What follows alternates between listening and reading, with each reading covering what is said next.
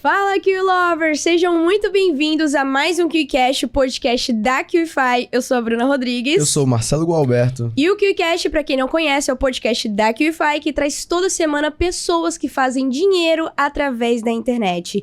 E hoje estamos recebendo uma especialista em vendas e estratégia. Ela que está há 5 anos no digital, já foi publicitária, confeiteira e se tornou mentora e palestrante. Com mais de 4 milhões faturados, já transformou a vida de mais de 10 mil alunos ao redor do mundo, que através de suas mentorias alcançaram o sucesso na internet. E hoje chegou a nossa vez de aprendermos sobre estratégias aqui com ela. E vamos lá, Marcelo? Chegou a hora dela. Quem será? Seja muito bem-vinda. Bruna Ávila! Uau, com essa apresentação eu fiquei me achando. Olá, gente, é um prazer estar aqui com vocês. Obrigada pelo convite. Vamos conversar. Obrigada a você por ter aceitado. Bora. E, cara, hoje a gente tem umas coisas interessantes aí pra conversar. E um pouco de experiência no mercado pra derramar. E antes de a gente falar um pouco de mercado, vamos falar sobre você. Conta pra gente de onde é que você veio, como é que você se conectou com esse mercado até chegar aqui na mesa do KiwiCast. Vamos lá que tem muita história para contar, então. Eu sou natural de Joinville, Santa Catarina, norte do estado de Santa Catarina, a maior cidade do estado. Tem muita gente que não conhece, eu sei que tem gente de todo lugar do mundo ouvindo a gente aqui, né? Eu comecei na confeitaria, na verdade. Eu era publicitária por formação. Fui demitida de um emprego que eu achava que era o meu emprego dos sonhos. E olha que loucura, né? Às vezes a gente acha que os nossos sonhos, eles já são grandes demais. Mas quando a gente se depara com o que há por vir, com o novo, a gente vê que existem coisas muito maiores. Eu nunca imaginei que eu fosse trabalhar com o digital, nunca nem imaginei que eu fosse ser confeiteira. Mas então, lá atrás, em 2016, eu fui para a confeitaria saudável, que é sem glúten, sem lactose, sem açúcar. Criei uma marca de produtos físicos, então doces saudáveis, que existe até hoje, é a Be Free. E a partir dali, eu comecei a perceber que as pessoas tinham muita necessidade de entender como que eu fazia, como que eu me expressava tão bem na internet, ou também como que eu fazia as receitas saudáveis darem certo e serem gostosas tanto quanto as tradicionais. E surgiu uma demanda de começar a compartilhar pela internet. Naquela época não existia nem o story do Instagram. Vocês lembram do Snapchat? Nossa. Sim. É dessa época, você acredita? Caramba. É dessa época. Então, é da época que o Instagram servia para compartilhar foto de comida e de viagem. E tinha os filtros que as pessoas usavam no feed. Então, eu comecei a compartilhar um pouquinho da minha vida ali no Instagram. Fui crescendo, até que chegou num determinado momento, em final de 2018, que eu decidi de vez ir pro digital e lançar meu primeiro curso. Então, foi lá que tudo começou, muito antes da pandemia, da quarentena, que muita gente foi pro digital nessa época, né? Foi onde explodiu o mercado digital. Eu comecei um pouco antes, lá em 2018, lancei o primeiro curso, que era curso de doces saudáveis sem glúten, sem lactose, é o que é.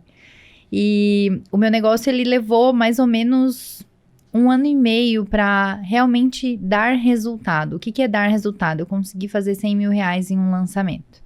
Então, levou um certo tempo aprendendo, estudando, quebrando a cara. Assim como muita gente que eu imagino que tá aqui assistindo a gente, tá nesse processo ainda e às vezes pensa em desistir. Muitas vezes eu pensei em desistir, mas basicamente foi assim que a minha história começou. Que legal, E cara. como é que foi pra você essa transição da parte de confeitaria pra estrategista digital?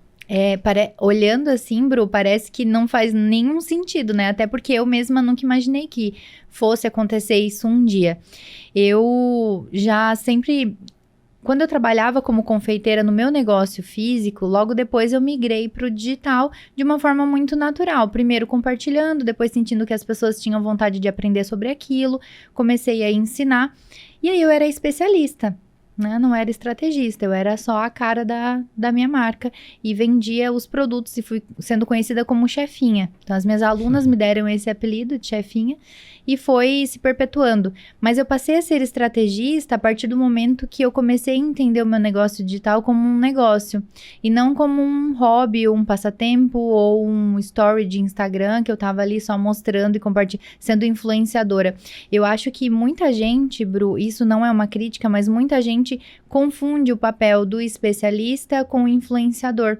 Isso se mistura muito e eu acho que a visão de você entender que o seu negócio digital, ele é um negócio, é uma empresa, precisa de faturamento e, consequentemente, precisa de estratégias para vender mais, para fidelizar o cliente, para fazer com que o seu negócio tenha visão de médio e longo prazo, eu acho que foi a partir daí que eu passei a ser estrategista primeiro do meu negócio e aí depois do negócio de outras pessoas. Começou sendo estrategista do negócio de outras confeiteiras, que eram minhas alunas e precisavam de um passo a mais. Então, confeiteiras que precisavam vender mais, que precisavam melhorar a gestão do negócio, que precisavam se posicionar também na internet. Foi tudo acontecendo de maneira muito gradual e natural. Foi dando um passo adiante mesmo e trazendo outras pessoas comigo.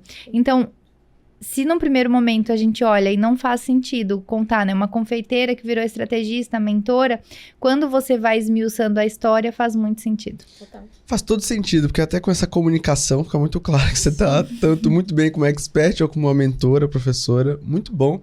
E que legal essa trajetória, né? A gente explora vários nichos aqui no KiwiCast.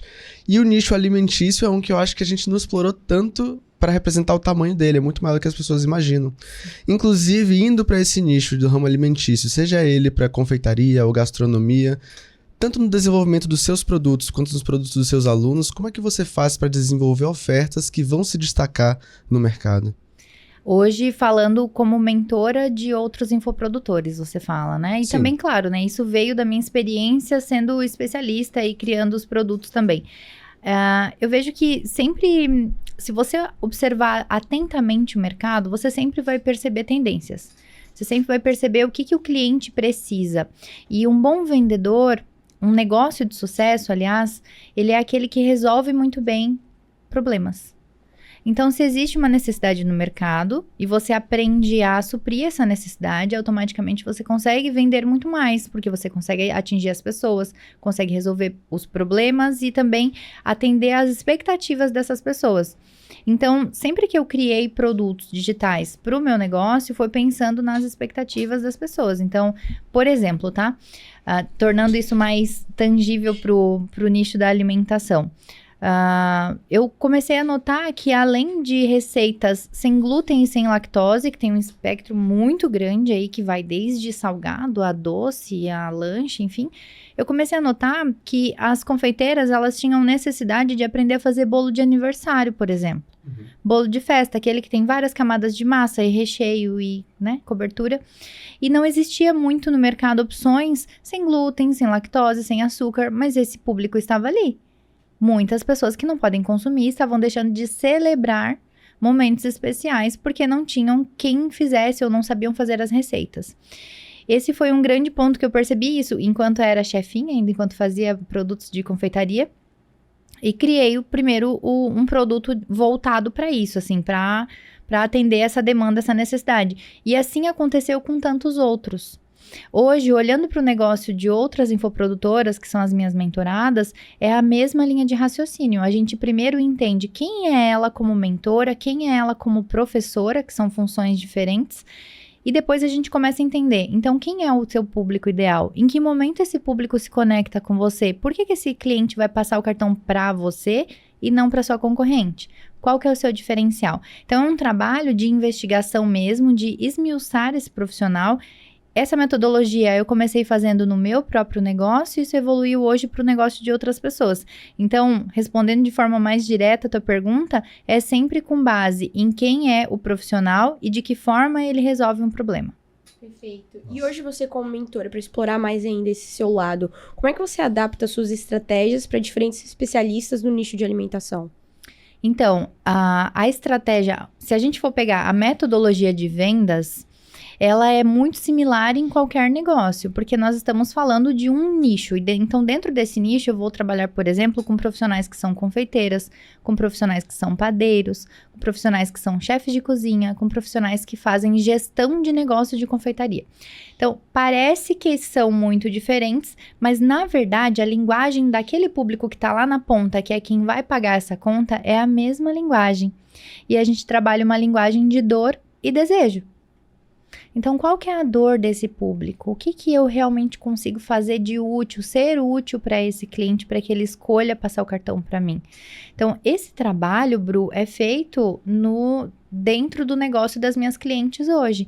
Mesmo sendo clientes muito diferentes, por exemplo, né? Eu tenho um chefe que ele é padeiro, tenho uma chefe que ela é confeiteira, tenho as clientes que são de gestão para confeitaria. Então, mesmo sendo diferentes, a linguagem do público final, que vai passar o cartão para eles, é a mesma. Que legal, cara. Isso simplifica bastante o processo, porque se a gente parar pra pensar, realmente são as mesmas pessoas dentro de um mesmo ambiente, e apesar de às vezes você estar numa segmentação diferente, ainda assim é o mesmo público. Agora, saindo um pouco de estratégia, já a gente volta a falar de estratégias de lançamento e coisas do tipo, mas indo um pouco para a profissão, você falou da questão da sua transição de carreira. Então, hoje você se encontra principalmente como estrategista digital e mentora de negócios digitais. Exato. Como é que foi essa transição de sair de, eu sou infoprodutora, já estou no mercado, para agora eu vou passar a derramar o meu conhecimento para outras pessoas e garantir uma responsabilidade, talvez, de um possível resultado, sabe? Quais são os desafios de se tornar estrategista digital? Você sabe que o maior desafio que eu já encarei até hoje foi o de deixar a cozinha para passar a ensinar. Eu acho que foi um passo antes ainda. É o mais desafiador, porque quem estiver me ouvindo agora e já teve a experiência de cozinhar, alguma coisa ou gosta de cozinhar por hobby, sabe o quanto estar na cozinha pode ser terapêutico. Então, o processo criativo é muito diferente. E você fazer uma transição para um negócio digital é muito mais desafiador. Quando você já está no negócio digital e você já ensina de certa forma, né? Já estou ali sendo uma infoprodutora, então sou professora de várias pessoas. Esse caminho de ensinar outros profissionais é natural. Porque você adquire tanto conhecimento que para não se tornar um obeso mental, você começa a derramar. É natural. Tem muita gente que não faz isso, né? Tem muita gente que só adquire e não consegue passar adiante. Então, para mim, esse ponto que você questionou, ele foi mais natural. Uhum. O ponto anterior de deixar a cozinha e me tornar professora foi mais difícil.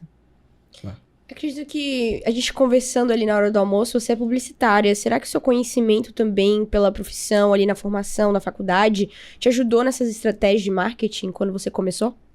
Eu acredito que sim, Bru. Não que eu aproveite algo que eu tenha aprendido na faculdade ou enquanto era publicitária, porque a gente está falando de 8 anos atrás. Mas essa visão do mercado e da comunicação, principalmente. Porque hoje também no digital, eu vejo que se destaca muito quem consegue se comunicar bem. Isso é um fator primordial. Isso acaba sendo um assunto que é um tabu. Não sei se vocês já passaram por isso aqui em algum momento, mas de discutir essa questão do quanto é importante você aparecer, você falar, a gente vinha conversando isso também, né? Você falar do seu negócio, você falar da sua marca, você ser um bom comunicador.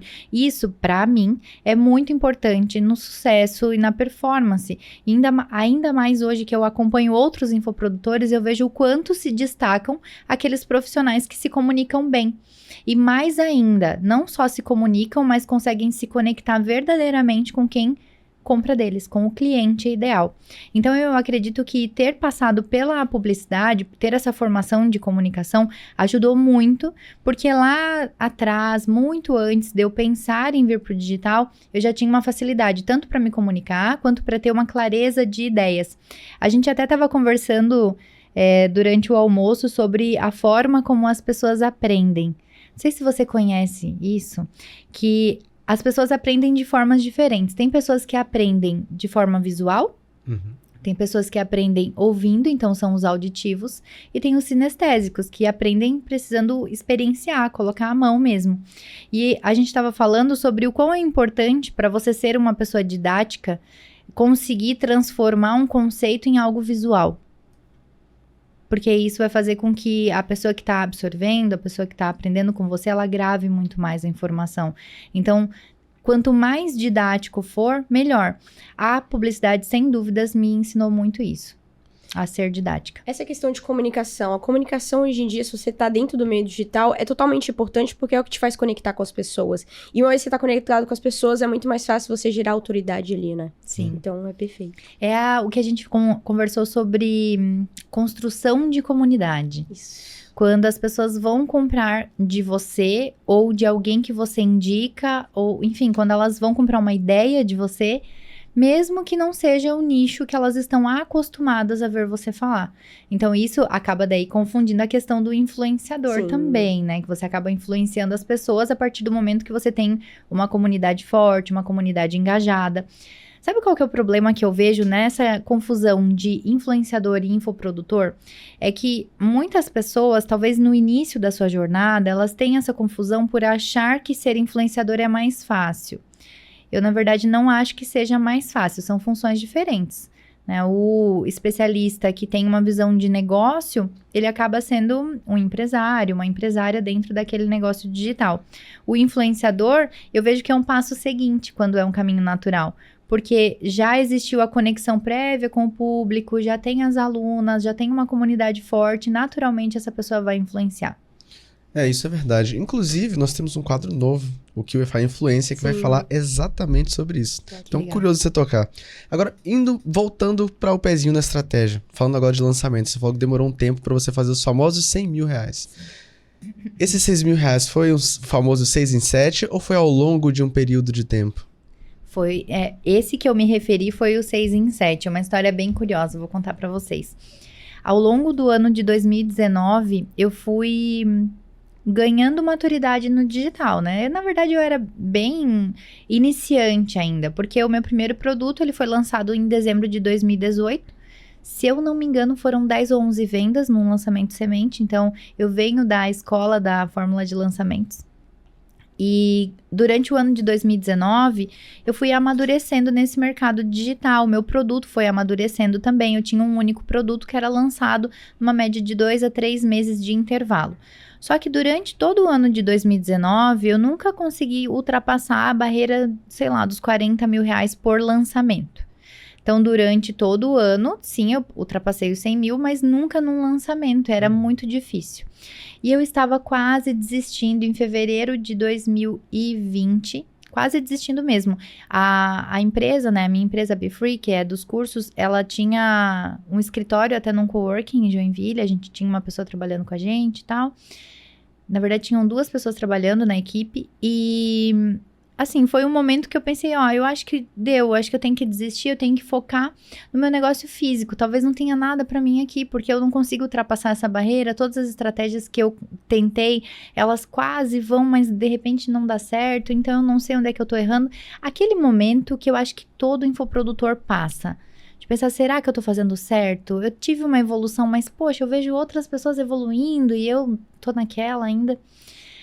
Até que eu pensei assim, não, eu vou fazer mais um lançamento e isso ia ser em abril de 2020. Então, antes de imaginar o que ia acontecer em 2020, né, em fevereiro eu tomei essa decisão. Abril de 2020 fui pro o que seria o último lançamento da minha carreira no digital. Eu bati 100 mil reais em 4 dias. Legal. Ali foi um marco. Ali eu pensei, uau, finalmente aconteceu. Mas isso, claro, né, por causa da pandemia, então várias coisas corroboraram para isso. O que eu fiz? Melhorei alguns pontos dentro desse lançamento e voltei a repetir ele em junho. Então, de abril a junho, coletei os resultados das alunas, uma turma muito maior, mais trabalho. Em junho foram 100 mil reais em 7 minutos. Eu lembro que eu filmei a tela do celular, eu tenho esse vídeo guardado. Eu filmei porque, pra mim, era algo nunca antes visto. Eu nunca nem imaginei que eu pudesse fazer 100 mil reais, que dirá em 7 minutos. Então, foi um marco que o digital me possibilitou e é inesquecível mesmo, assim. É algo que você, uma vez tendo visto, não consegue desver. E Uau, você chegou incrível. a comentar agora que o seu primeiro lançamento foi o lançamento semente. Pra quem é novo, caiu aqui no QCast, caiu aqui nesse episódio, não sabe o que é um lançamento semente, o que seria? Boa. Ai, boa. Obrigada por lembrar. Porque a gente tá tão acostumado com os termos que às vezes acaba passando batido, né? O lançamento semente, ele faz parte da fórmula de lançamento. Aqui no Brasil foi o Érico que trouxe, né? E o lançamento semente, ele é quando você valida uma oferta. Então, você tem um produto digital, eu tenho um curso online e eu quero validar essa oferta. Eu quero fazer o quê? Algumas vendas. Se eu fizer uma venda, essa oferta já se considera validada. Então, num lançamento semente, você faz numa live. Essa live, ela tem um script a ser seguido. Então, tem um roteiro que você segue. E no final, você faz a oferta para esse produto. Se alguém comprou essa oferta, considera-se validada. Esse é o lançamento semente. Perfeito. Legal. Agora, trazendo, antes, na verdade, de voltar para os lançamentos, que legal ouvir sua história, cara. Obrigada. Aqui no KiwiCast a gente tenta sempre trazer um pouco de história e um pouco de como fazer, para que as pessoas consigam se inspirar e, ao mesmo tempo, aprender o conteúdo técnico que vai levar elas para o próximo nível. Sim. E ouvir essas histórias aqui é o que inspira a galera, porque muitos deles estão, talvez, nos seus últimos lançamentos. E é exatamente esse tipo de depoimento que talvez façam eles irem para um próximo. Tentar, e quem sabe, né? O jogo vira. Então, que legal, cara. Parabéns, que bom que você conseguiu e que bom que você tá aqui hoje com a gente. Eu tô muito feliz de estar aqui com legal. vocês. Você merece estar aqui com a gente. Ai, que bom. E agora falando de lançamento, vamos falar de lançamento, de como fazer.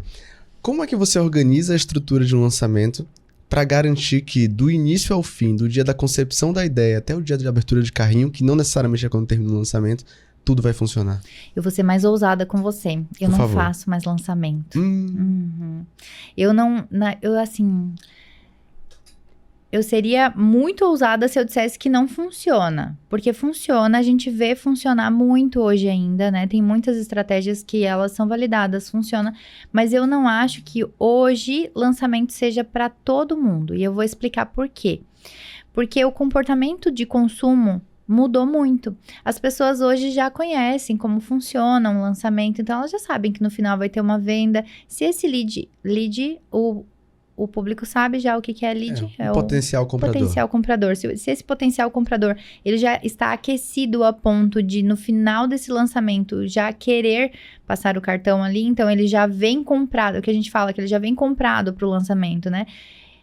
Precisa estar com um público bem aquecido, uma narrativa muito bem construída, e isso demanda bastante energia. Hoje, o modelo que eu aplico, tanto no meu negócio, quanto no negócio dos infoprodutores que eu acompanho, é um modelo de venda ativa, que pode funcionar tanto com tráfego orgânico, sem investimento, quanto com tráfego pago, que faz com que você venda para o cliente que quer comprar de você efetivamente. Então, hoje o meu foco é muito mais nas mentorias, no high ticket, que possibilita uma lucratividade maior, uma transformação maior também lá na ponta, naquele cliente, que eu acho que isso é super importante quando a gente está falando principalmente de high ticket, de buscar a transformação para o cliente, o que ele realmente espera, para a gente aumentar o número de vezes que esse cliente vai comprar da gente. Então, hoje, quando eu estou criando uma estratégia para o meu cliente, daí já respondendo a tua pergunta um pouquinho diferente, mas quando eu estou criando uma estratégia, seja para o meu negócio ou seja para o negócio do meu cliente, é pensando em todos esses pontos. Desde o ponto da construção desse cliente como um mentor. Então, quem é ele como mentor? Quais são as marcas que ele venceu na vida e por que ele vai se conectar de verdade? Por que o cliente vai escolher ele e o que ele consegue resolver de problema no cliente para cobrar, para justificar aquele valor que ele cobra. A gente faz toda a parte de construção da oferta, construção do produto, a entrega desse produto, pensando em todo o ecossistema. Então, não só a parte de vendas, mas também a parte da entrega. Eu acredito que uma grande tendência para o digital agora em 2024 é a entrega qualificada. É você vender sob uma promessa, mas entregar aquilo que você prometeu de forma muito qualificada. Eu acho que os infoprodutores que conseguirem entender isso e forem para cima com essa informação, pensando na entrega qualificada lá para o cliente, são os que mais vão sair na frente. E você comentou sobre a questão que hoje você faz vendas ativas. Como é que seriam as vendas ativas e elas têm alguma etapa a ser seguida, coisas assim? Tem. Primeiro, a gente precisa entender quem que é o cliente ideal. Então, eu não tenho como, por exemplo, fazer uma oferta para você sem saber se você é o meu cliente ideal. Então, é feita uma seleção de possíveis clientes, qualificação desses clientes e aí sim uma abordagem ativa desse cliente. Por que eu faço dessa forma ativa? Porque eu entendo que você, vamos supor que você é minha cliente ideal. Você, Bru, você tem desafios parecidos com os meus lá atrás. Então, quando eu comecei no digital, eu tinha um produto, eu queria escalar as vendas desse produto. A Bru é muito parecida comigo. Eu descobri como fazer isso, eu consigo fazer no seu negócio. Como que eu sei? Porque eu tenho resultados. Eu consigo mostrar para você que eu já fiz no meu e no de outras pessoas. Então, eu faço uma abordagem com você, ressaltando a dificuldade que você tem, onde você pode chegar, qual é o sonho que você tem. Como que eu sei tudo isso? Porque você é muito parecida comigo. Você acredita que esse tipo de abordagem seja muito mais qualificativa, essa palavra, qualificativa do que outros tipos que existem no mercado? Quantitativa, por exemplo, né? Essa pergunta é bem pertinente, tá? Porque vai muito de encontro com o que ele falou de lançamento. No lançamento, o que a gente faz? A gente fala para todo mundo. Então, eu pego um outdoor e venho aqui e falo, gente, eu tenho essa oferta, eu tenho esse produto, eu resolvo essa dor. Alguém aí quer comprar de mim? E aí, eu invisto, quando eu faço com tráfego pago, ou se for orgânico para minha audiência, para que isso seja mostrado para mais pessoas. Mas eu preciso contar com alguns golpes de sorte. Não sei se dá para chamar assim, mas eu prefiro chamar assim. O que seriam esses golpes de sorte? Por exemplo, o algoritmo entregar para a pessoa que está com a necessidade de comprar o meu produto. Essa pessoa, nesse dia, ter o dinheiro para comprar, ter o limite para comprar. Essa pessoa ter realmente aquela necessidade de se conectar comigo. Eu, como especialista, estar num bom dia, estar com energia suficiente durante o lançamento para sustentar aquela energia alta e ter uma equipe arrojada e preparada para receber esse cliente. Então, essa é a forma tradicional do lançamento, onde eu falo para muitas pessoas e conto com que essas pessoas comprem de mim.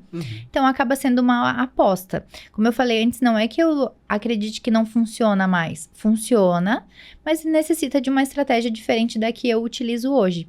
Hoje eu utilizo falando diretamente com as pessoas que são qualificadas. Então, não é sobre quantidade mais, é sobre qualidade.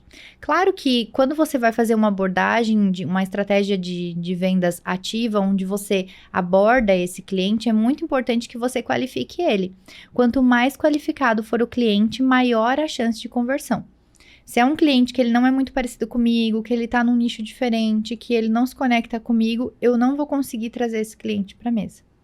E um fato muito interessante, que inclusive a gente estava também conversando no almoço, sobre narrativas, né? Que a gente chegou ali ao veredito que hoje quem domina a narrativa domina todo o jogo do digital. E falando sobre narrativas, como é que você determina essa narrativa certa para um novo projeto que você está tendo, que você garanta que aquela narrativa que você está usando vai ressoar, vai se conectar ali com a sua audiência? Eu adoro falar de narrativa porque a gente estava conversando justamente sobre isso, né? Tudo é sobre aquilo que você escolhe mostrar. E isso seja no digital, seja no offline. As pessoas, elas sempre vão tomar conhecimento. E eu posso contextualizar? Claro. A gente começou a falar sobre isso porque a gente estava falando sobre palestra. E eu falei para Bru, numa palestra, as pessoas, elas só vão saber aquilo que você quer que elas saibam de você. Se você não quer que as pessoas saibam que você tá nervosa, tá no seu controle. É você que vai controlar a forma como você vai se portar, as palavras que você vai utilizar. O conhecimento que você tem para passar naquela palestra é só você que controla. Então, isso é narrativa. No digital é a mesma coisa. Se a gente for pegar, por exemplo, um story, eles são vários pedacinhos do dia de alguém que vai construir uma imagem. Esse público que vai ver vários pedacinhos, ele vai ter uma imagem formada daquela pessoa. Essa pessoa gosta muito de vinhos, restaurantes e viagens. Essa outra pessoa, ela gosta muito de ir à praia, de ler e meditar. Então, são recortes. A narrativa, quando você está pensando num produto digital, é a mesma linha de pensamento. Então, eu tenho que pensar assim, qual é o desejo que esse meu produto, por exemplo, atende? O cliente que está lá na ponta, que para quem eu vou vender, ele tem um certo desejo. Qual é esse desejo que esse cliente tem? De que forma eu consigo tornar tangível e visível? Lembra que a gente estava falando sobre tornar visível? Então, de forma muito didática, como que eu consigo tornar visível, tornar em uma imagem esse desejo que o cliente tem? Isso faz com que gere conexão, porque eu estou me conectando diretamente com o desejo que aquela pessoa tem. Por exemplo, um profissional, eu vi que vocês tiveram aqui uma pessoa que fala sobre viagens esses dias, né? Um profissional que fala sobre viagens, ele sabe que o público que está acompanhando ele tem um certo desejo de viajar mais, ou de viajar de primeira classe, ou de desfrutar experiências ao redor do mundo. Então, ele sabe que isso já é um desejo.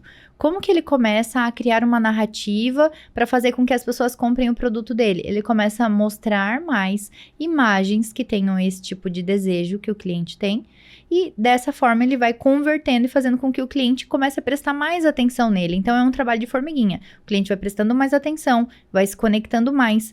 De repente ele fala uma coisa que o cliente fala, isso faz sentido. Nossa, eu também penso assim. Olha, ele tem um cachorro igual eu tenho. Então são pequenos pontos de conexão que vão fechando uma narrativa narrativa grande. Quando a gente está falando do produto, é a mesma coisa. Então, se eu vou criar uma narrativa para um cliente meu, que vai vender, por exemplo, né, um grupo de mentoria. Eu tenho um exemplo.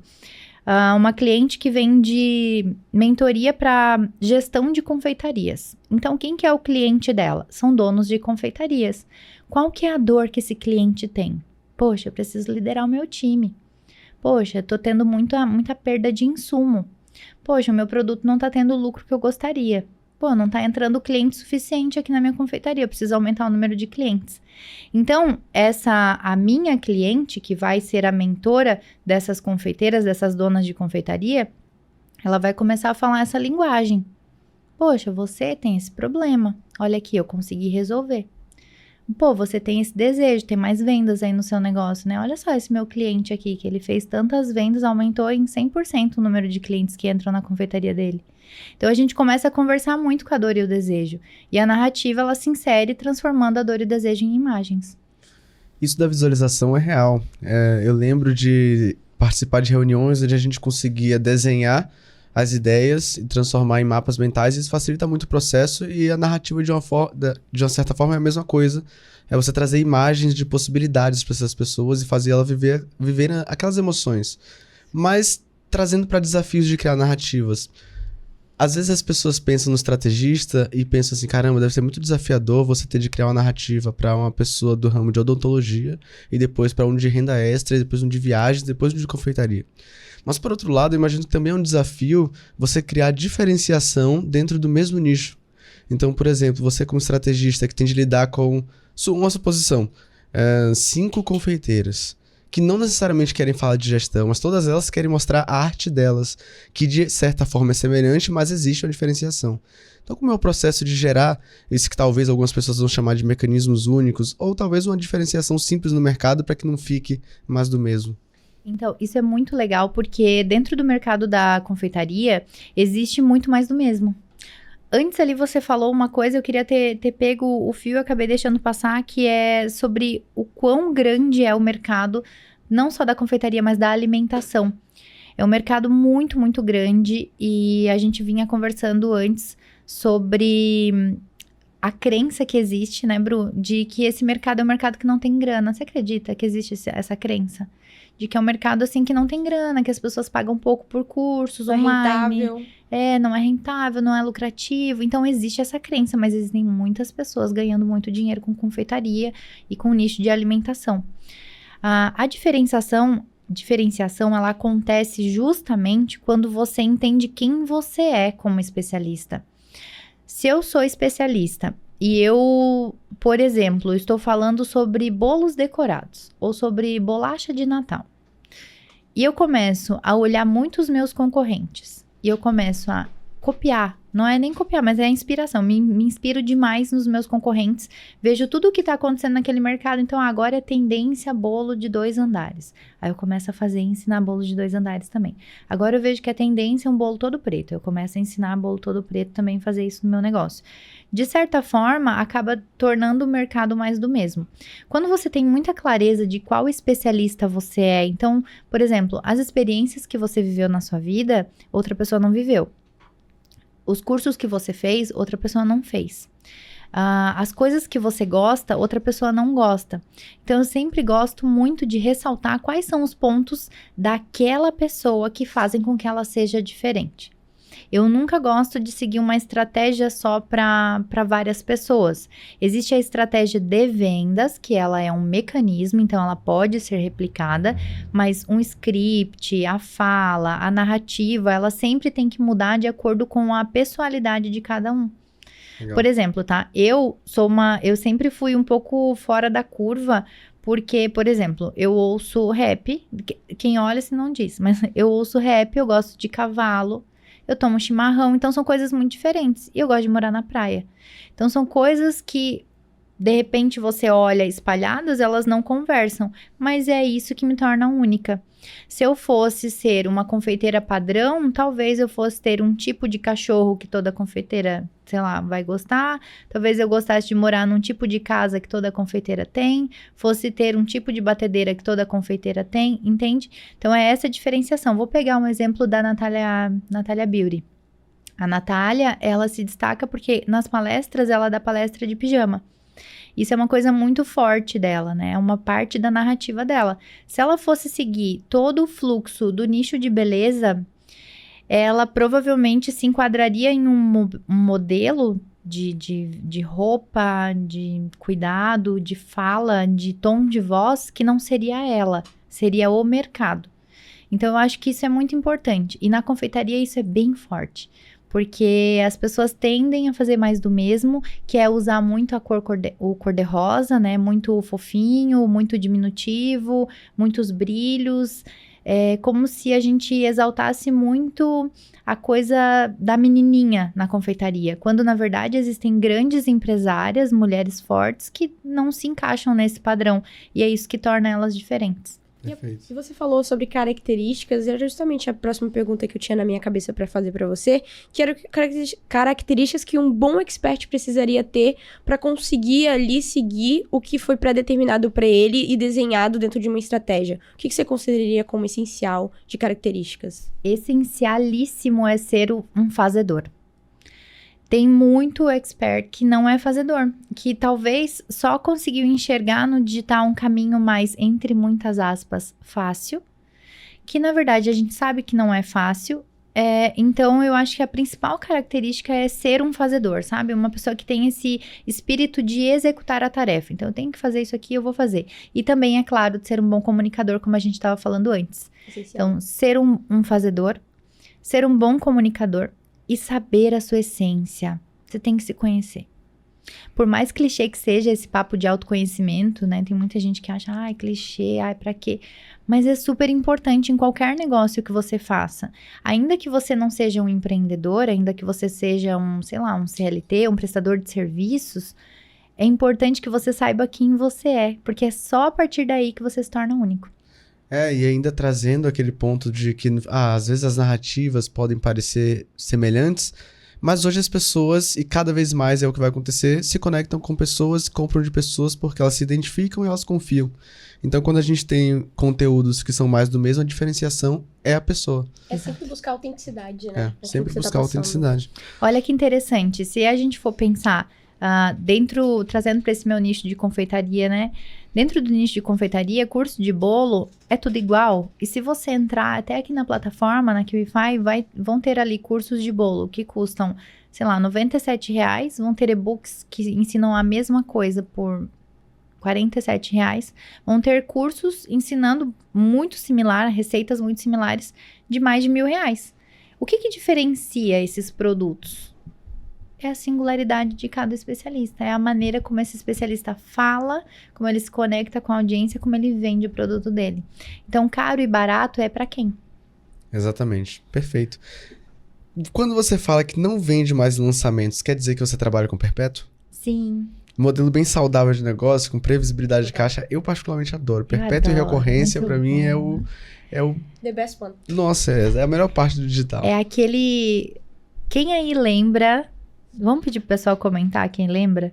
Legal. Lá do início do digital, né? Quando era tudo mato ainda, que o pessoal começou a ir pro digital, a gente conversou sobre isso. Sim. O pessoal ia pra internet e falava, olha, essa daqui é a vida do digital, de frente pra praia lá. Tô aqui aproveitando a minha vida enquanto entra dinheiro no meu bolso e tudo mais. Sabe que eu acho que o Perpétuo, ele proporciona isso real? Porque você consegue ter uma vida mais saudável, uma vida mais tranquila e o faturamento, ele tá caindo ali, tá pingando todo mês, né? E isso é muito legal. Uhum. E os lançamentos são incríveis. Sim. Geram picos de vendas absurdos.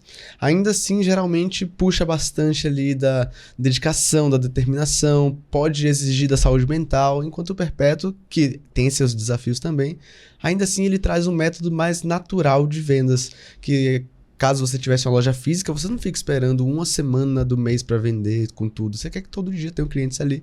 E por isso você tem esse capital de giro saudável, constante. Agora, falando de Perpétuo, quando você vai desenvolver estratégia de Perpétuo para os seus clientes, o que é que você vê que são os principais erros que eles cometem que fazem com que essa estratégia não funcione? Eu vejo que Perpétuo é muito teste.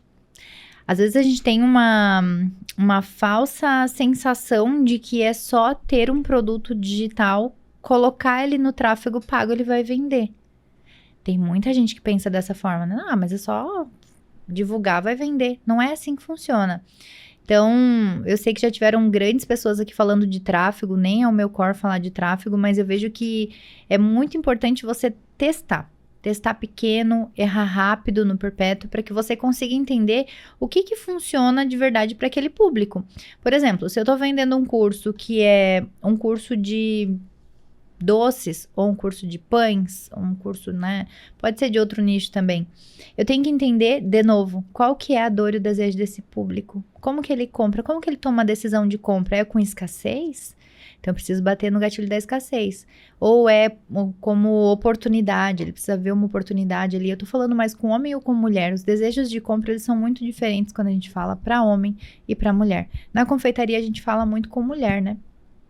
Então, é um comportamento muito mais focado no detalhe, no que mais eu vou aprender, o que mais eu vou ter acesso, tem detalhamento, tem livro incluso, é só videoaula, mas eu vou aprender quantas receitas. Então, eu vejo que o perpétuo, ele exige, tem desafios também, assim como o lançamento, são desafios diferentes, mas exige muito teste. Eu acho que esse é o ponto principal, assim, sabe? A questão do lançamento ali, que a gente conversou antes, sabe o que eu acho? Que o lançamento, ele é um grande aprendizado. Todo especialista deveria passar pelo lançamento, porque esse custo que o lançamento tem energético, de você se dedicar para um projeto, acreditar nesse projeto, lapidar a ideia, é que faz com que você tenha realmente a pele em risco. Isso também é importante dentro do negócio, sabe? O perpétuo, ele é muito legal porque você, uma vez tendo acertado a estratégia, é um jogo de escala. Então, escala é o quê? Eu vou investir mais em tráfego pago para trazer mais pessoas qualificadas, para mostrar esse meu anúncio para mais pessoas e aí, consequentemente, eu aumento as minhas vendas. Mas eu vejo que o lançamento, ele lapida muito, ele faz com que você construa comunidade também, porque é nas lives do lançamento, é naquelas estratégias, é quando você tá com o emocional mais alto que você consegue se conectar mais com o público também. Exatamente. Aproveitando que a gente entrou nessa questão de perpétuo, você falou um pouco de lançamento. Qualquer produto hoje dá para vender no perpétuo ou tem produto que só funciona ali para lançamento? E como é que hoje uma pessoa que tá vendo esse QCast pode entender qual funciona melhor pro infoproduto dela? Sabe o que eu gosto de pensar nessa questão de perpétuo e lançamento? A urgência que o meu cliente tem de comprar esse produto. Tem produtos que o cliente tem urgência de comprar, então ele não vai esperar 2, 3 meses para quando eu for abrir o carrinho de novo, ele vai ficar numa lista de espera para ele vai, naquela oportunidade, poder comprar de mim. Então, eu vejo que é a urgência que demanda. Se você vai deixar um produto vendendo todos os dias, isso pensando lá no cliente, né? Deixar um produto vendendo todos os dias é um produto que o cliente precisa, ele vai ver o anúncio, vai ter o desejo de compra e vai passar o cartão. Agora, se é um produto que consegue esperar, que eu consigo trabalhar um pouco mais o nível de consciência do meu público, talvez um produto até mais caro, que esse cliente ele precisa confiar mais em mim, ele precisa, de repente, passar por uma esteira, ter um produto de entrada, ter acesso a uma isca, onde ele vai ser aquecido e ter contato com aquele assunto, de repente, se não é um público mais frio. Então, tem essas camadas que a gente tem que respeitar. Mas o fator decisivo que eu gosto de pensar é a urgência mesmo. Perfeito. Eu acho que a urgência é o fator chave. Porque, por exemplo, você tem um produto de unha encravada. Ninguém vai esperar o lançamento para desencravar a unha. Não. Então, não que tenha uma demanda para produto de unha encravada, mas esse seria um produto de perpétuo, que a pessoa acorda ali, ela vê na hora e pá. Até produto que fala sobre como você fazer uma renda extra, por exemplo, como você ganha dinheiro, como você cria um novo negócio. Dependendo do negócio, a pessoa não tem esse tempo para esperar, entendeu? Ela precisa tomar uma decisão agora. Então, se ela tem um valor que ela vai investir agora, ela tem uma ideia muito boa agora, e ela precisa de alguém que profissionalize essa ideia. Por exemplo, né? Se é um curso que ele está ensinando estratégias que vão vender no digital. O cliente, muitas vezes, ele não tem esse tempo para esperar. Então, se ele não comprar de mim, ele vai comprar de uma outra pessoa que está ensinando algo similar, porque ele precisa colocar aquilo para rodar. Então, essa urgência ela é bem importante na hora de decidir se eu vou fazer lançamento ou se eu vou para perpétuo. Legal. Agora, Bruna, batendo de frente com aqueles que pensam que o mercado, o nicho alimentício, não tem público grande ou não tem capacidade financeira de pagar, por exemplo, altos tickets ou até escalar um produto. Como é o mercado de high ticket dentro do nicho alimentício? É forte? Tem uma demanda alta? Quais são os preços praticados? Essa é uma pergunta que eu adoro responder, justamente porque ela é uma pergunta polêmica. É uma crença que eu lido todos os dias. 100% dos meus clientes vêm com essa crença instalada. Eu falo assim, isso é drive de fábrica já, porque só pode. O que acontece? Hoje eu atendo clientes que são infoprodutores. Então, o que é um infoprodutor? É o produtor de curso online que vai ensinar alguém que está lá na ponta. Então, quem são os clientes dos meus clientes? A confeiteira, a dona de confeitaria, a confeiteira que faz em casa, enfim, que precisa melhorar a gestão, precisa de mais vendas, precisa de novas receitas, de uma técnica diferente. E eu atendo justamente essas professoras de confeiteiras. E essas professoras, muitas vezes, elas chegam na minha mentoria falando assim, olha, mas como que eu vou cobrar 2, 3, 5 mil reais para ensinar essa minha cliente? Ela não tem dinheiro para pagar 500 reais. Por quê? Aonde que se forma essa crença? Essa crença, ela se forma a partir do momento que eu estou vendendo um produto de lançamento ou um produto de perpétuo e eu estou cobrando ali 500 reais. Eu estou cobrando no máximo 1.000 reais. Ou, às vezes, até menos, tá? 100 reais. Então, como é que eu vou explicar para essa cliente que paga 100 reais que agora ela vai ter que pagar 5 mil? Realmente, falando assim de forma muito aberta, é um negócio que não faz sentido. Mas é porque são clientes diferentes. A gente não tá falando com a mesma cliente. A cliente que vai pagar 500 reais num produto de receitas não é a mesma cliente que vai pagar 5 mil para ter acesso a um mentor. Pode ser que ela já tenha entrado na esteira, tudo bem. Mas não é a mesma linguagem, tu entende? Uhum. Quando eu tô falando com um cliente que ele tem uma dor muito específica e ele quer acesso a um mentor, ele vai pagar a mais. Eu tenho um caso muito legal que eu adoro falar, que é uma cliente minha, na verdade elas são uma dupla. Eu tenho um carinho muito especial por elas, porque justamente foi uma grande quebra de paradigma. Elas entraram para a mentoria pagando para ver, e esse é o meu cliente preferido. Porque é aquele cliente que paga para ver, ele não desiste sem pagar para ver. Quando elas entraram para a mentoria, elas me diziam assim, não, Bruna, a gente não tem condições de vender mentoria, porque a gente vende mentoria hoje, a nossa mentoria custa 1.000 reais, e é muito difícil de vender, assim, o cliente geralmente chega, fala que não tem dinheiro, ou vem, não tá comprometido, isso custa muito pra gente energeticamente. Eu falei, não, então tá. A gente vai criar uma estratégia e eu quero que vocês tenham a prova real de que é possível. Elas, não, tudo bem, a gente vai fazer tudo que você direcionar, a estratégia que você criar, a gente vai fazer 100%, porque nós estamos pagando pra ver, a gente acha que não dá. Eu pensei, nossa, é ótimo esse desafio, eu adorei, eu adoro o desafio. Criei a estratégia para elas, dentro do primeiro mês, elas fizeram 55 mil reais. Caramba. Do zero, um produto que não existia.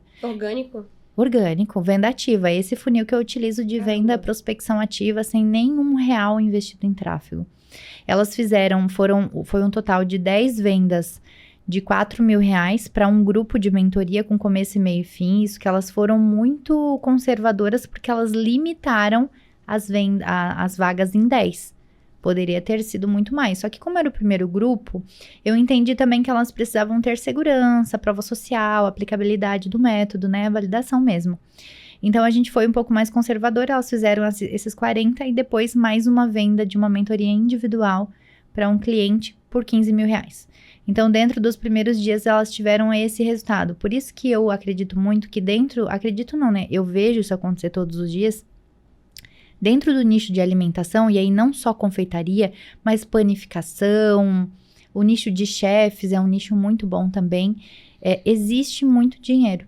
Só que você precisa entender qual é a necessidade que aquele cliente que tem o dinheiro para pagar, qual é a necessidade dele? Como que você consegue entregar o que ele precisa?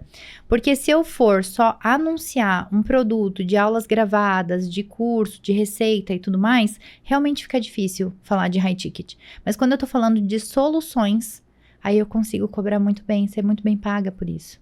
Legal. E já que a gente tá falando dessa questão de high ticket, como é que você consegue desenvolver e posicionar esses produtos voltados para um valor muito mais alto dentro desse mercado? Como assim? Como você posiciona e desenvolve esse produto? Para ele conseguir ali ter a demanda suficiente para ter um sucesso. Por exemplo, né? Eu tenho hoje, dentro da minha esteira, não falando nem da esteira de alguns clientes meus, dentro da minha esteira eu tenho 2 produtos principais que se enquadram no high ticket. Um é um acompanhamento, né? Uma estruturação de mentoria para profissionais que são infoprodutores e precisam, por exemplo, ter o resultado dessa cliente que eu citei aqui agora.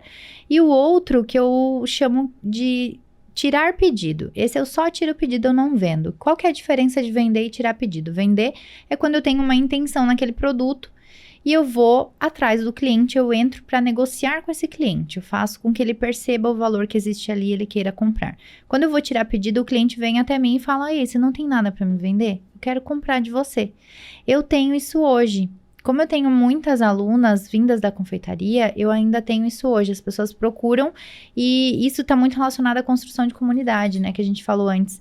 Então, às vezes a pessoa vem e me pede um acompanhamento. Não é o meu cliente ideal, mas por considerar que é uma aluna super premium, eu acabo vendendo. Então, sempre que eu penso num produto que seja high ticket, para entender o sucesso que ele vai fazer, né, a validação que ele vai ter no mercado, eu sempre procuro entender qual é a necessidade real dele dentro do mercado. Porque nem todo produto é bom e muito menos é bom para todo mundo. Então, sempre você tem que analisar. Quando eu vou criar um produto novo dentro da minha esteira, eu analiso quem é meu cliente ideal. Qual é a necessidade que esse cliente ainda tem que ninguém resolveu? Como que eu posso resolver essa necessidade desse meu cliente? Como que eu posso cobrar bem por isso? E aí precisa ter o mesmo esquema do lançamento de semente. Você tem que fazer pelo menos uma venda, validar a metodologia para entender que aquilo faz sentido dentro do mercado. Quando eu estou criando um produto para os meus clientes, por exemplo, eu estou com um cliente que a gente criou uma comunidade para ele, uma comunidade high ticket de panificação. E aí a gente esbarra naquela questão, né? Pô, high ticket, panificação, quem que vai pagar R$5.000? Diferente. Na verdade, o dele é um pouquinho mais caro, é R$1.000 por mês. Então, se você for ver a anuidade, tá em 12, Sim. Né? E as pessoas pagam. A gente criou esse produto com base na necessidade. O que a gente fez? Eu analisei o negócio dele, sentei com ele, entendi a forma como ele se comunicava, quais eram os outros produtos da esteira, como que ele já tinha vendido várias vezes para esse cliente, o que faltava ainda, qual que é o próximo passo que você ainda não ofereceu para o seu cliente? Ó, eu vou deixar esse questionamento aqui para quem está ouvindo a gente. Boa. Pensa aí no seu negócio hoje, qual é o próximo passo que você ainda não ofereceu para o seu cliente? Sempre existe um próximo passo. Principalmente considerando que o seu cliente está numa jornada muito parecida com a sua. Onde você está hoje? Será que seu cliente quer chegar onde você está hoje? Qual que é o próximo passo que ele tem que dar? Será que não falta você criar um produto para ajudar esse cliente a chegar aí? Para vocês pensarem. Então, olhando para esse próximo passo dentro da jornada do meu cliente, que eu ajudo ele a criar um novo produto e principalmente um produto high ticket. É interessante como tudo que a gente falou aqui sempre volta em questão de construção de comunidade, né? Sempre volta o olhar para o cliente, sabe, Bru? Eu vejo que a gente teve picos, né? Não sei, ondulações dentro do mercado digital, onde primeiro existiram os que ensinavam as pessoas a vender curso na internet. Aí depois a gente foi para um modelo muito de lançamento e live, um monte de live e as pessoas muito cansadas com burnout e tudo mais. Depois a gente começou a ver uma curva de perpétuo nascendo e aí agora a gente tá olhando muito pro high ticket. Mas sabe que eu acho que é a primeira vez, agora entrando em 2024, uma grande tendência do mercado é que a gente comece a olhar mais pro cliente. Eu vejo que é a primeira vez que a gente está verdadeiramente olhando para o cliente, pensando assim, ó, como que eu gero mais resultado para esse cliente? Por quê? Porque quando eu gero mais resultado para esse cliente, ele vai falar de mim, ele vai indicar o meu produto, ele vai comprar de novo, ele vai fortalecer a minha comunidade. E mesmo que eu venda amanhã um curso de sabonete artesanal, ele vai comprar de mim. O LTV acontecendo de na forma... prática. Sim. Perfeito. Bruna, eu tenho certeza que uma galera que tá aqui no KiwiCast, tá aqui na nossa audiência fiel, que veio aprender um pouco mais de marketing digital com pessoas que têm resultado nesse mercado, mas eu também tenho certeza que tem uma galera aqui que tá aqui pela Bruna Ávila, por ser uma especialista do nicho alimentício e ter toda a expertise dentro dessa área. E tenho certeza que tem gente que quer aprender como performar nessa área. Então, chegando na reta final do nosso episódio. Nossa, passou muito rápido. Eu falei pra você Realmente que passou muito começou, rápido. piscou, Meu Deus. mas ainda não acabou. Quando o papo é bom, só flui, né? É verdade. Queria saber de você, quais são as principais dicas que você pode dar para quem tá começando ou tem o desejo de começar nesse nicho alimentício, o que fazer e o que evitar? Cara, no digital, né? Uhum. Sabe o que eu vejo que é muito importante, gente? Ó, se você que tá aqui me ouvindo e você tem um conhecimento aí que é só seu e que você tem vontade de ensinar ele no digital, não tenha medo. Nossa, o medo é uma barreira muito grande. Então, não tenha medo de começar. Não tenha medo de errar. Porque quando você erra rápido, você consegue voltar pro jogo muito rápido também, sabe? Lá atrás, quando eu quase desisti, eu me dei mais uma última tentativa, foi essa última tentativa que me colocou no jogo. Então lembra disso. Não tenha medo de começar, não tenha medo de errar, não tenha medo de tentar mais uma vez. Só que olha só, o mais importante é que essa tentativa, ela tem que ser inteligente. Não adianta você, de repente, olhar para o mercado, começar a espelhar um monte de comportamento do mercado, ter vários mentores, um de cada área, te falando para seguir para um lado diferente. E você não seguir o que nenhum fala. Você fica lá com Frankenstein, sem saber qual metodologia você está utilizando. Então, ó, vamos lá, recapitulando. Não tenha medo de começar, não tenha medo de errar e, principalmente, siga um único método. Porque é isso que leva você mais longe, no fim das contas, né? Se você faz muita coisa, tudo misturado, você não faz nada. Perfeito. Olha só, papo incrível, sua muito comunicação totalmente alinhada. Então isso se torna bem prazeroso pra gente de ouvir e de entender o que você tá falando. Mas não terminamos porque finalizamos sempre com uma pergunta reflexiva. E eu queria saber, Bruna, você topa responder pra gente? Com certeza. Então vamos lá. Imagina, tô Olha lá. ansiosa. O que será que é? O que você gostaria de ter escutado no começo do seu digital que hoje você pode compartilhar pra quem tá pensando em começar? Eu gostaria muito de ter ouvido que eu não deveria limitar os meus sonhos. Eu acho que esse é o fator principal, sabe? Em algum momento a gente já conversou sobre isso, do quanto os nossos sonhos eles podem ser grandes, mas quando a gente decide não colocar limites no tamanho dos nossos sonhos, eles podem ser extraordinários. Eu comecei esse podcast aqui hoje falando que eu era publicitária, e depois eu fui pra cozinha, então fui ser confeiteira. Muitas noites eu virei em claro, entregando encomenda para os meus clientes, então isso fez com que hoje eu conseguisse falar a linguagem lá do meu público da ponta, ensinar pessoas a vender para esse público. Depois eu fui ensinar, então eu nunca imaginei que eu fosse ser professora, assim como eu nunca imaginei estar aqui sentada na companhia de vocês fazendo esse podcast. Então, uma coisa que eu gostaria muito de ter ouvido e que eu não ouvi é isso, assim, nunca limite os seus sonhos. Você não sabe pra onde você vai. Acho que isso é muito importante. É isso. Uau, incrível. Concordo. Que bate-papo fantástico. Sim. Parabéns pela sua jornada, parabéns pela Obrigada. comunicação mais uma vez, foi incrível. Eu adorei esse bate-papo. Parabéns. Eu adorei muito, adorei conhecer vocês. Tô adorando a isso. experiência, é maravilhoso, gente. Ai, sou uma kiwi lover. Mas olha só, não terminamos. Não terminamos. Temos o quê, Bruninha? Temos presentinhos que o Wi-Fi pra você e pra Lu também. Traz pra cá. Já tô cara. muito empolgada. Mais presente. Aqui. Gente, quem tá só ouvindo a gente não sabe quem é a Lu. Quem é a Lu? Quem será, Lu? Conta pra nós. A Lu é o meu chaveirinho, a minha irmã, que tem quantos anos? 11 anos mais jovem do que eu. É o meu chaveirinho, me acompanha em todos os lugares e tá aqui fazendo parte desse podcast Olha também. lá. Queridaça. Que legal. Adorei, tá, gente? Eu Agora você me tem uma desconcentrei canequinha aqui. própria pra Nossa, você. Isso aqui sempre foi o meu sonho. Eu vi as pessoas Sério? ganhando isso. Ó, eu vou falar real agora pra vocês. Eu acho que a primeira pessoa que eu vi ganhar um presente da KiwiFi, eu vou chutar, mas eu acho que foi a Maria Eduarda, a Duda. Duda Serenine? Vieira? A Duda Vieira. Ah, Duda Vieira. Sim. Eu acho que foi a Duda Vieira, que ela até chegou a vir pra cá. Uhum, Ela fez o veio. KiwiCast. Ela gravou com a gente. Isso, então, eu acho que foi uma das primeiras pessoas que eu vi. E eu lembro que naquela ocasião eu pensei assim, nossa, eu gostaria tanto de um dia estar nesse lugar. E olha aqui. Olha aí, sonhar, Pois bem. nunca desistir. Exatamente. Co-criou a sua amei. realidade. Total. Amei. Esse presente, como sempre, para agradecer a presença Sim. dos nossos convidados. E com você não foi diferente. Obrigado por ter compartilhado tanto conteúdo com a gente. A gente adorou. Eu tenho certeza que quem tá do outro lado adorou. E vai querer continuar te acompanhando a partir daqui. Então deixa aí suas redes sociais, vai aparecer na telinha. Ai, obrigada. A minha principal rede social é Bruna Ávila BF, o meu Instagram. Por lá, todo mundo consegue encontrar tudo, boa parte do meu dia. A minha história tá lá também, contada em detalhes, documentada, que é o que eu mais gosto de falar, né? Que não é só a narrativa que a gente escolhe contar, mas de documentar mesmo, as pessoas conseguirem ver essa evolução. Então é isso. Que legal.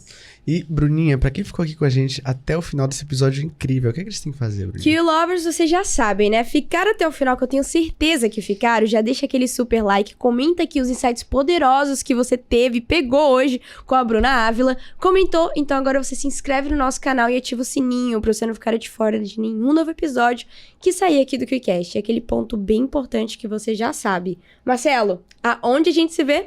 Te vejo no próximo KiwiCast. É um compromisso, hein? Até lá. Tchau, tchau.